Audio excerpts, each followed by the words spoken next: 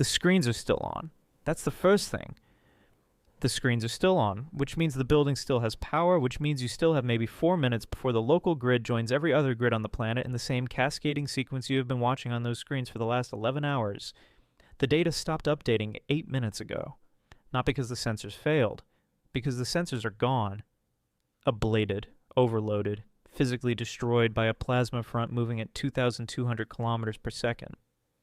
The last reading they transmitted before they died was so far outside every scale you were trained to use that you checked the instrument calibration 3 times before you understood that the instruments were fine. It was everything else that wasn't. 11 hours and 43 minutes earlier. The coffee on your desk is from the vending machine on the second floor. The one that charges $1.75 and gives you a cup that is 70% hot water and 30% something that resembles coffee if you don't think about it too hard. Which you never do, because thinking about it too hard is not a skill set that serves you well at 3:47 in the morning on a Tuesday in September. You are not supposed to be here at 3:47 in the morning. Your shift ended at midnight. But the afternoon data from the stereo satellite had shown something in the western limb of the solar disk that you couldn't explain cleanly, and you have a particular pathology. Your supervisor calls it a gift, your last partner called it something else, and where you cannot leave a thing you cannot explain. The Space Weather Prediction Center operates around the clock.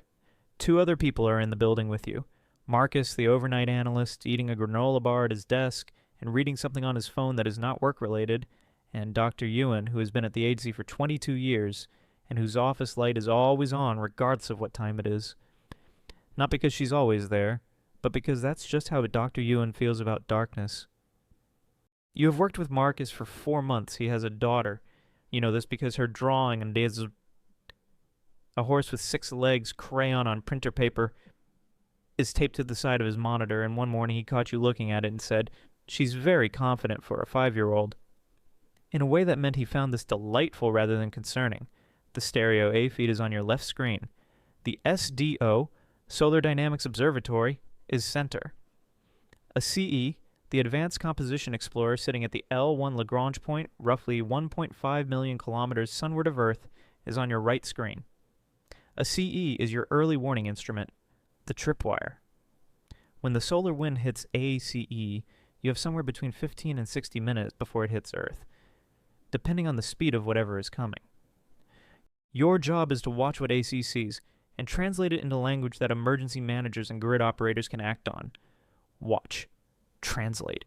Warn. That's the whole thing, reduced to what it actually is. At 3:52 a.m., the SDO center screen shows a brightening in active region 2847 on the solar disk, the same region that produced the anomalous reading from the afternoon. You lean forward. Your coffee is still too hot to drink. You haven't touched it. The brightening takes 4 minutes to resolve into something your brain can categorize. What you are watching is an X-class flare, the highest classification on the scale, but the scale itself is starting to feel like the problem, because the scale was designed for events that fit inside it, and what is happening on your center screen at 3:56 a.m. is not fitting inside it. The GOES X-ray sensor is pegging, not spiking, pegging. The needle hitting the wall and staying there, which means the actual output is somewhere above the measurement ceiling, and the measurement ceiling was built to be generous. You open the Carrington event reference file. You keep it in a folder you labeled, with the specific dark humor of someone who has watched solar weather for 9 years. Probably never.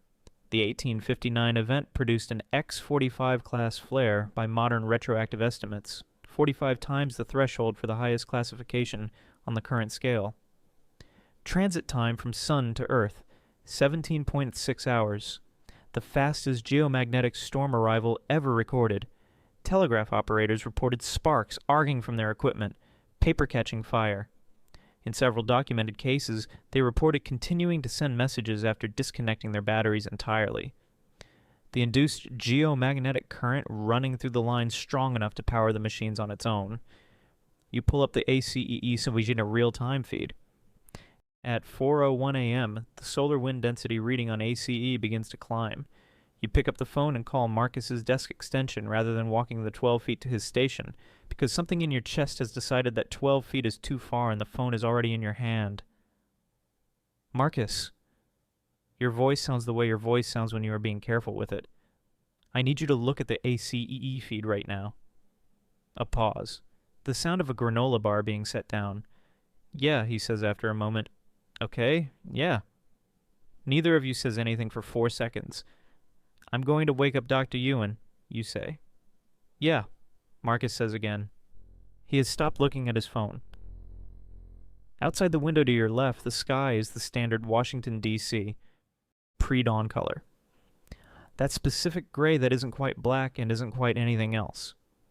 Somewhere in that sky, moving at a speed that makes the concept of speed feel inadequate, something the size of 1 billion hydrogen bombs in continuous simultaneous detonation, is crossing the 93 million miles between you and the thing that made it. The sky looks like every other pre-dawn sky you've ever seen from this window. The trees are still. The parking lot lights are on. There's a car you don't recognize in the third row that has been there since yesterday afternoon. Everything looks exactly the way it looks when nothing is wrong. That is the thing you will not be able to explain to anyone later. That the sky looked like that. That it was possible for something of that magnitude to be that close, and for the sky to look like that. You set your coffee down. You still haven't touched it. Here's what you know, working from first principles at 4:08 a.m., standing in the doorway of Dr. Ewan's office. The coronal mass ejection now departing the solar surface contains between 1 and 3 billion tons of magnetized plasma. The solar wind readings on ACE are already showing a proton density spike, and is not an instrument error.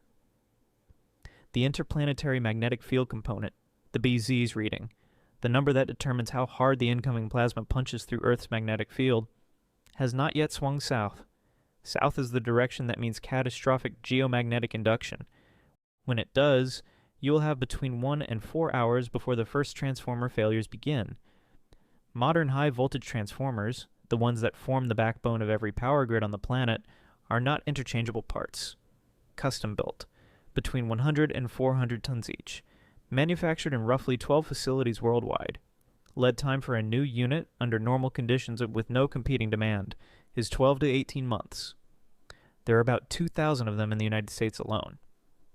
The 2013 Lloyds of London assessment, the one that lives in a different folder on your desktop, one you labeled with a word you don't say out loud, put it this way.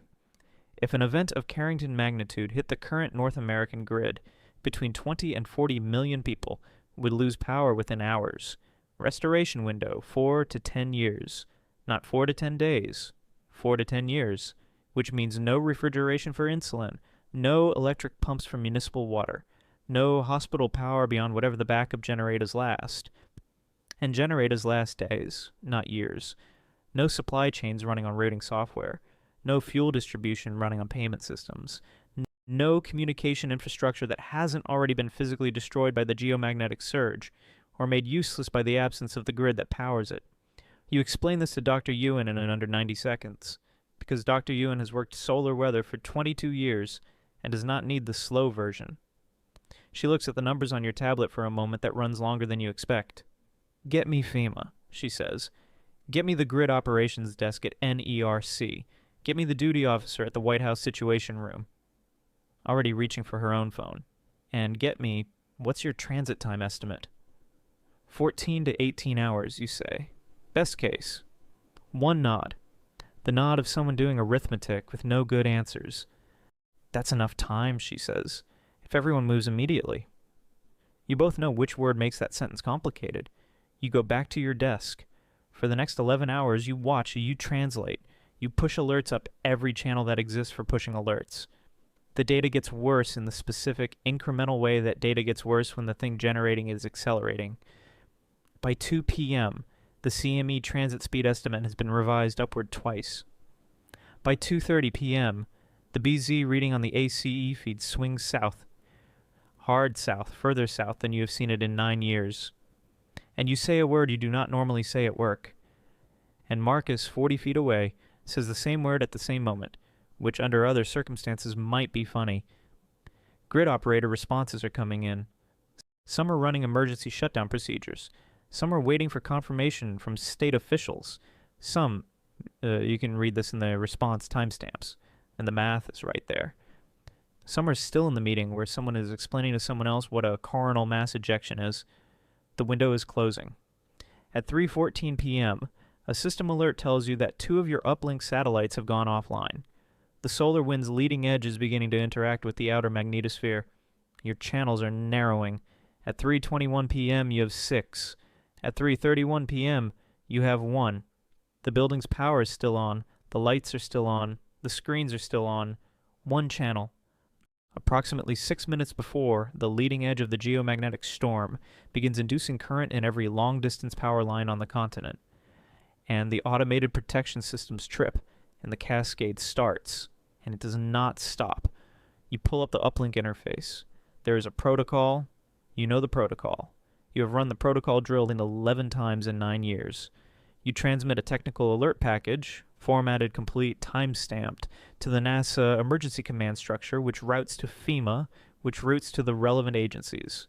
The correct institutional act, the one that if anyone is still positioned to act on it in the next 3 hours, might matter. You start composing the transmission. Your hands are on the keyboard. Your phone is 4 inches to the right. There's a number you know by memory that you haven't dialed in 7 months. Not because you forgot it, but because the last time you called it, you said something you haven't found a way to take back, and the silence on the other end of that call has been sitting in your chest ever since, like a stone you keep forgetting is there until you move wrong. The screens show 4 minutes, 52 seconds on the uplink window. The alert is 3/4 composed. The number's in your head. It has been there all day. It was there at 4:01 a.m. when the ACE reading climbed, and something in you understood. Before the data confirmed it, before Dr. Ewan saw the numbers, before any of the math, what this was going to be. You think about the protocol. You think about what happens to insulin that hasn't been refrigerated after 72 hours. You think about a 6-legged horse in crayon on printer paper, and a father 40 feet away from you right now, eating a granola bar, who hasn't called anyone because he doesn't yet understand what the numbers mean, the way that you understand what the numbers mean. 4 minutes, 11 seconds. You finish the alert. You hit transmit. Confirmation. Received, logged, routed. 2 seconds. The protocol is done. Whatever it can do, it will do. 3 minutes, 44 seconds. Your hand moves 4 inches to the right. You pick up the phone. 7 digits and 4 months of silence to dial. It rings once. When the voice on the other end says your name, not hello, your name, the way someone says a name when they have been thinking it. Something in your chest releases the stone. You don't have time for that right now. So you put it back. Listen to me, you say. Your voice sounds the way it sounds when you are not being careful with it anymore. I need you to listen to me right now, and I need you not to ask me questions until I'm finished. Do you understand? A pause. Yes? Go to the basement. Take water. Everything you can carry in 2 trips. Take anything that doesn't require power. Take the hand-crank radio in the hall closet, the one from the camping trip. Don't argue with me about the camping trip right now. Call your mother. Call her now before you do anything else, because in approximately 40 minutes you may not be able to call anyone. Tell her the same thing. Write down the address of the nearest hospital, and assume you will need to walk there. What is... I said no questions. Steady. Choosing every word. The powers are going to go out tonight. And it is not coming back on for a very long time. I don't know how long. I know the range. I'm not going to tell you the range right now because I need you to move, not freeze. 2 minutes, 9 seconds. Are you okay? Where are you right now? I'm at work, you say. I'm fine. I have to go. When are you... I don't know. The most honest thing you have said in 7 months. I genuinely do not know. But I need you to move right now, starting the moment we hang up, and I need you to take it seriously, and I need... You stop. The uplink window is at 1 minute, 47 seconds. The BZ reading has dropped another 12 nanoteslas south. The automated alert system in the corner of your screen is generating cascade warnings for the northeastern seaboard, faster than the display can refresh them. I need you to know that I made the other call first, you say. The protocol call. I want you to know I did that first. Silence. I know, the voice says. 1 minute and 12 seconds. Go, you say. You hang up. The uplink window closes at 47 seconds remaining. You don't use the 47 seconds. There's nothing left to send. The lights go out at 3:58 p.m. Not gradually. Not with a flicker. One moment they are on, and then they are not. The screens hold for 4 seconds on backup power, long enough to watch the cascade warnings still generating, still refreshing, a column of red text that keeps growing because the system producing it hasn't registered yet that it is part of what it's warning about. Then the screens go. The room is dark the way rooms with no windows are dark, complete, immediate, without gradation. Somewhere in the building, Marcus says something. Dr. Ewan's voice comes through the walls, calm, specific, telling someone what to do next. And somewhere very far to the north and very far to the south, and in directions you can't name from inside this room, the sky is doing something it hasn't done over those cities in recorded memory. Plasma the color of blood and copper, and the particular green of deep water under ice, visible right now over London, over Mexico City, over the coast of Queensland. The same colors the telegraph operators saw in 1859 when they walked outside to understand why their machines were on fire. You sit in the dark for a moment that has no measured duration. Your phone still has battery. 4 hours, maybe 5. You don't turn on the screen. Later, much later, in a unit of time that no longer maps cleanly onto the calendar you used to use, someone asks you about the 6 minutes. Not the science, not the cascade, not the grid. They will have learned all of that already, the way people learn things after the fact, from people who knew, from documents that survived on paper. The 6 minutes specifically, what you did with them. You say, I followed the protocol, I transmitted the alert, I did what I was trained to do, and that's true. And the person asking nods and looks at you in a way that means they know that's not the whole answer. And you look back in a way that means you know it too. The question that stays, the one with no protocol, that no training covers, that 9 years of watching the data did not prepare you for, is not whether you made the right call. It's what it means that you already knew at 4:01 a.m., before the data confirmed anything, before Dr. Ewan saw the numbers, before a single cascade warning appeared on your screen. You already knew whose number you were going to dial. You knew it before you knew what you were looking at. What do you do with that? What does it mean that when the instruments told you everything was about to go dark, your brain didn't go to the protocol? It went to a name.